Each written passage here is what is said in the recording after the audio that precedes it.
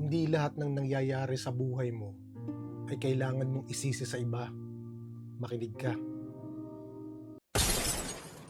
Minsan, ang dali nating magturo ng sisi sa pamilya, sa kaibigan, sa katrabaho, sa pagkakataon.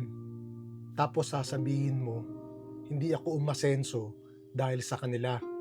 Ganito ako kasi ganto sila. Pero ito ang totoo.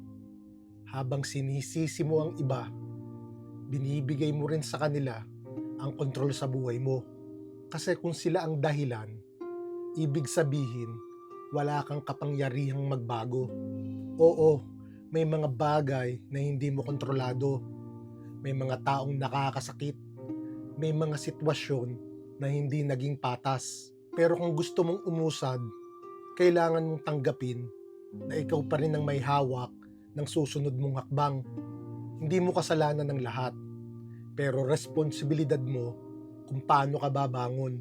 Sa araw na tumigil ka sa pagsisi sa iba, doon magsisimula ang tunay mong paglaya. Kasi doon mo marirealize, ikaw pala ang may kontrol sa magiging buhay mo at hindi ang ibang tao. Sa pool. Sa pool!